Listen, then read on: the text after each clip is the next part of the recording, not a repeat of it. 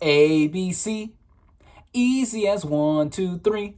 As simple as don't stop till you get enough. Woo!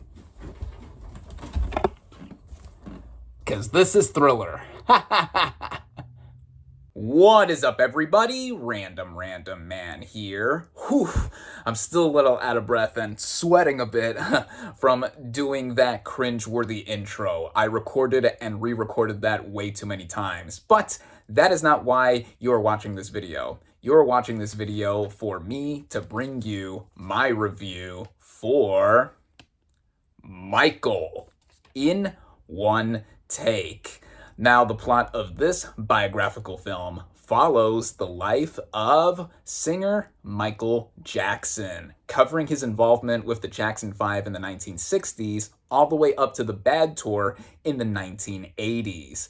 Going into this movie, I had somewhat moderate expectations. Now, this is a music biopic. There have been many within the past decade and just in general in the history of movies, and Michael Jackson is one of the figures that has not been covered in a film this wide in scale and given a theatrical release. Now, to give a bit of my history with Michael Jackson, I am a fan of his music. I actively grew up listening to his music. It was everywhere by the time I was a kid and just growing up. During my childhood, I was vaguely aware of the legacy that had become of Michael Jackson or was involved with him leading up until his sudden death in 2009. I was 11 years old when that happened. I'm the same age as his daughter Paris, so that gives you an idea as to how old I am now. And I just remember that being such a big moment in pop culture. That summer, when he died, his music was played nonstop on the radio. There were a ton of documentaries and tributes on TV at the time. And, you know, he really is debatably the greatest American entertainer ever, and probably the most famous person who's ever lived or that people know of by name that is not named God. I would argue that pretty far, but just to show how much of an influential figure he was, an influential and important figure of the 20th century at the very least, and just going on through the history of entertainment.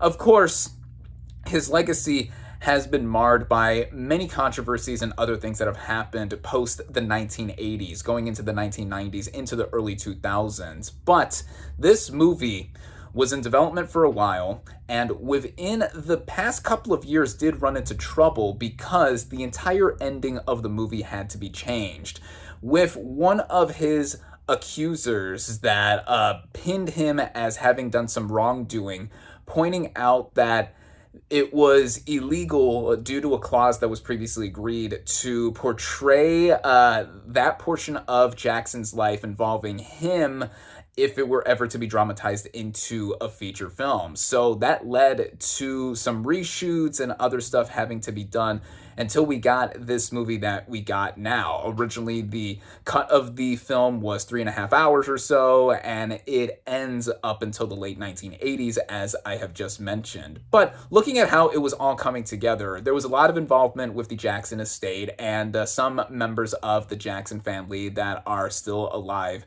and with us, and I wanted to see how this would even come together in trying to portray Jackson's life and also be a celebration of his life through his music, of course. And we got a member of his family actually portraying him. So, starting out with the cast and their performances, we have Jafar Jackson as Michael Jackson. Now, this is Michael Jackson's real-life nephew, the son of Jermaine Jackson, and what he has done is not only have a bit of a resemblance to his uncle, but he really effortlessly embraces the familial legacy of portraying such an iconic figure. And seeing what he is doing, at least when we have him as a younger adult going into being someone that has, you know, with his solo career become such a burgeoning figure, we get to see a lot of the innocence that is also catapulted from the actor that played Jackson in his younger years with the Jackson 5. I'm blanking on his name, but I'll put it up here on the screen, and he did a wonderful job, as did Jafar Jackson, giving an electrifying electrifying performance, capturing a bunch of the moves and the spirit of what his uncle has done decades ago, and also trying to go into a bit of the humanity of portraying Jackson, because he is a complicated figure even before some of the more recent controversies came up, and just how he is and how he was longing to be himself and wanting to connect with others in his own way through his music, even if personally himself he felt very isolated, and also given all of his family together, there was a lot going into his life and everything like that. This is Jafar Jackson's acting debut, and I think that it was quite a daunting task to play someone like Michael Jackson, no less him being his uncle. But in any sense, yeah, he is definitely one of the big bright spots of this movie. Then we have a bunch of the supporting cast members here.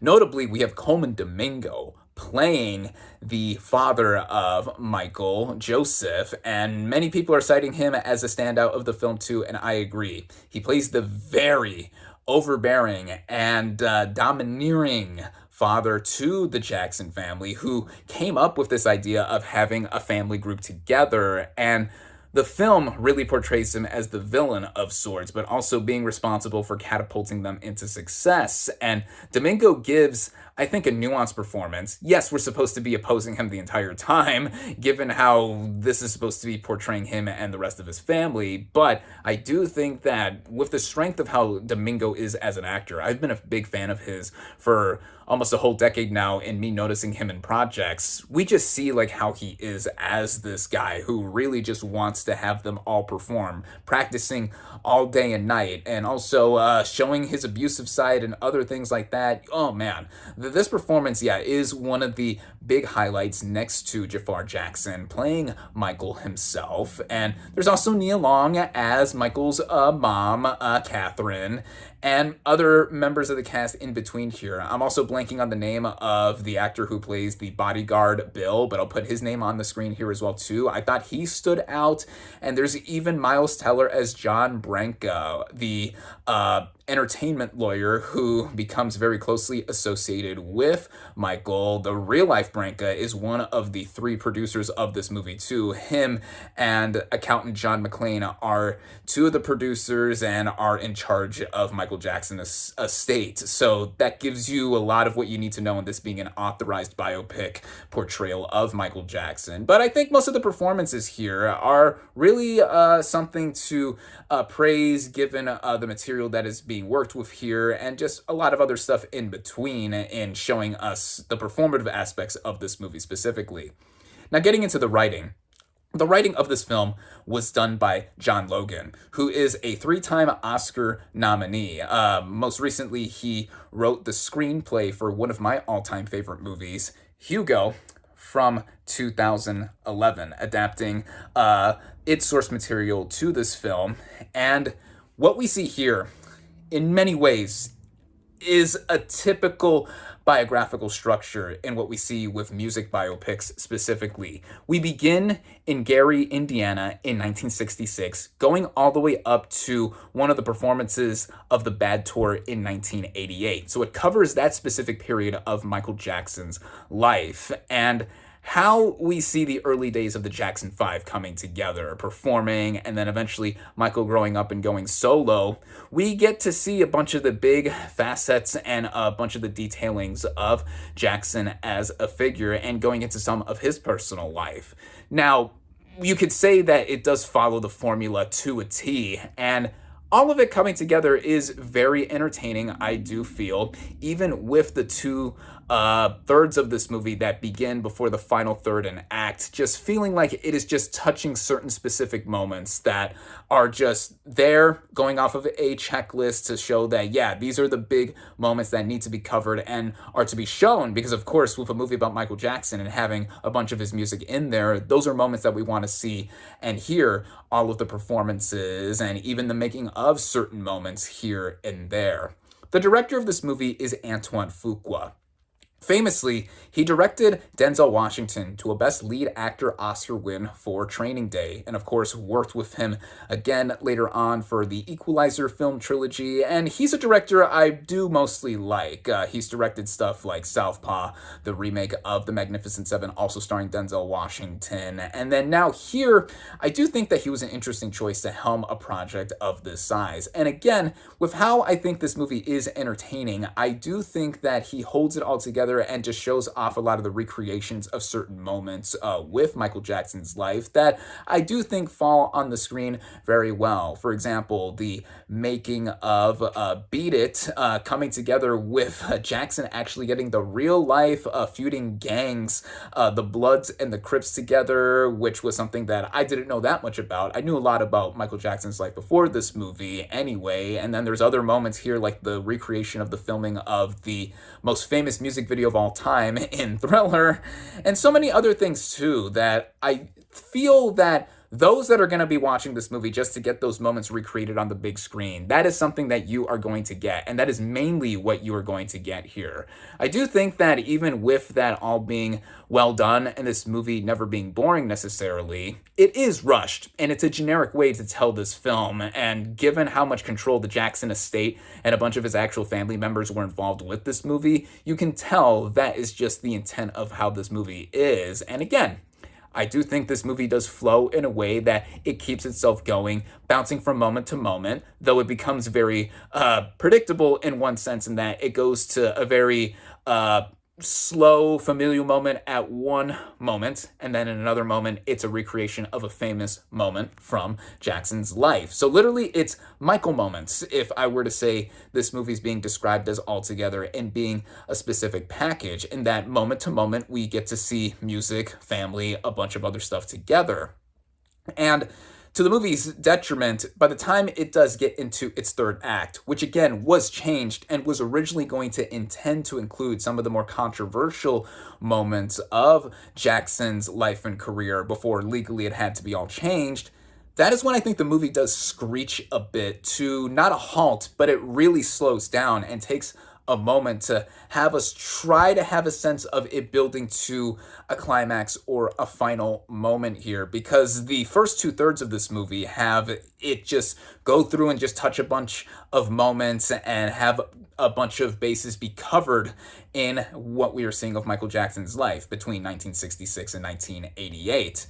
The final act, I do think showing his performance at Wembley Stadium for the Bad Tour shows a bunch of what we have seen earlier in the movie with Jafar Jackson's performance and everything else that we have seen and how it recreates a bunch of moments. I do think that it is well done, but then the movie just ends. And the movie ends with a title card that says his story continues, and it's very clear that this movie, with the success that it's imminently going to have, we're going to see a follow-up of some sort if this movie really does blow it up at the box office. I mean, who's to say that with the popularity of Michael Jackson in any sense, that is not going to happen? I mean, even with many people, especially with the reviews before this movie has been officially released, have shown, I mean, a lot of people are commenting that this movie doesn't address the elephant in the room of what happened from the 1990s into the early 2000s and stuff. But again, that is not what this movie is concerning in terms of how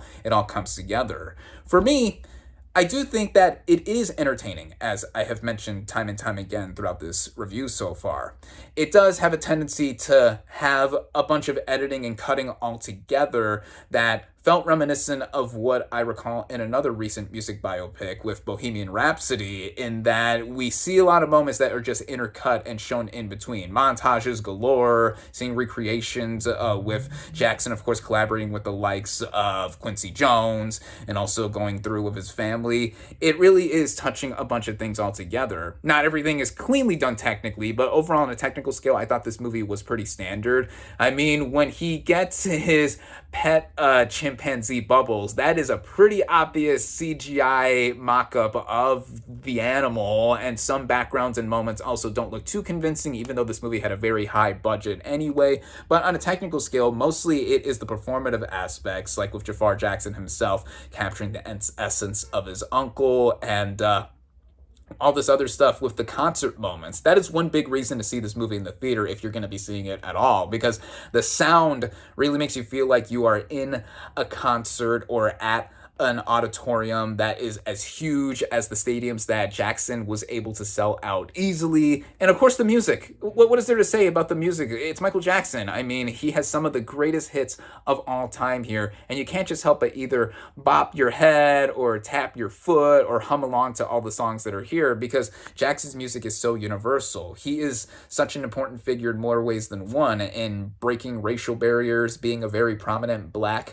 figure that had his music videos eventually played all over on MTV to really get more awareness, and so many other things. Even as a figure, you see how he is personally, and that growing up, it was hard for him, and he loves his fans. He loved his fans, even if he was struggling to love himself in many ways, visiting hospitals with sick children, buying toys, donating a bunch of them, a bunch of other stuff. I mean, there's a lot of influence in showing that Peter Pan was a big thing that he held dear to his heart, and of course his home eventually would be called Neverland. And yeah, all this together, I'm just rambling at this point, but when it comes to this movie and just being condensed all together, and it's just over 2 hour running time, I at first thought that, yeah, how is this all going to cover moments of Jackson's life, until it's been very clearly known and obvious that we're going to get a sequel of some sort and anything else like that. But as we see it all together here, just if you're watching this just to get a recreation of Jackson as a performer, if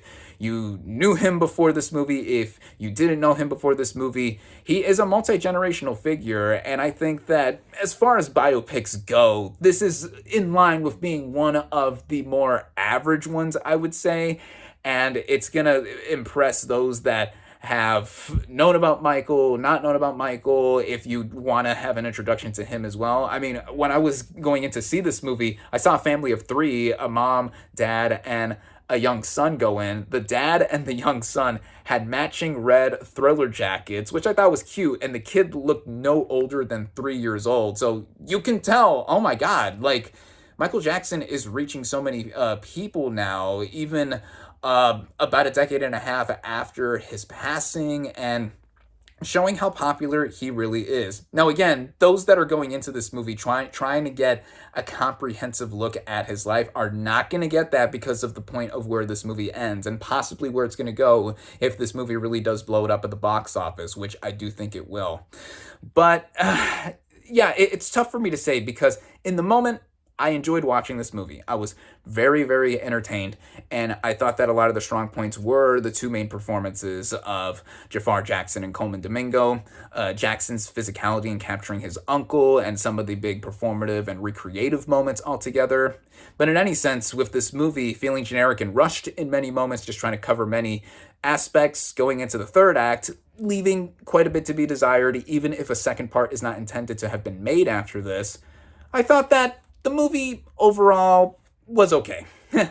I would say that it's comparable to something like Bohemian Rhapsody, where that ended on a high note while taking creative liberties in what was done and having the Live Aid concert be the end of it. I would say this is almost like flipped in a way, in that most of this movie I thought ran better than Bohemian Rhapsody, but the ending I thought was inferior than Bohemian Rhapsody's ending in that sense. But with this, I would say that if I were to watch this again over any other biopic, I would choose this over Bohemian Rhapsody, I guess. But if I were to choose what my favorite music biopic is as of late, like within the last decade or so, I liked Straight Outta Compton a lot, also covering some very prominent black figures in history around the same time, actually. And then my favorite of these music biopics would have to be Rocket Man, covering the life of Elton John, because it was able to be a jukebox musical while also being a biopic and not holding back in many aspects. There's a lot going into this one that I loved, and yeah, I feel is one of the more standout biopics in general recently. But with Michael, again, you know what you're going to get into going in to see this movie. And for as long as I've been talking here as to how this movie fell on me, again, I thought it was okay. And seeing flaws and all with how this movie is, I do say it is something I cautiously recommend. Whether or not you are a fan of Michael Jackson, or if you want to see the big new release that is here, because trust me, this film, much like the Super Mario Galaxy movie earlier this month, is pretty much critic proof, and both of them are going to see a lot of profit and reward and just a lot of appreciation from fans heralding these movies all over the world. So who am I to say? This is just my opinion, of course. And overall, yeah, I do think this movie is something that you know what you're in for if you're seeing it. And with all of that being said, my final verdict for Michael is 3 out of 5 stars. Thank you all, as always, for watching. Be sure to like this video, comment on what you thought of Michael. Social media links in the description. Subscribe to my channel for more, and I'll catch you on the next movie review.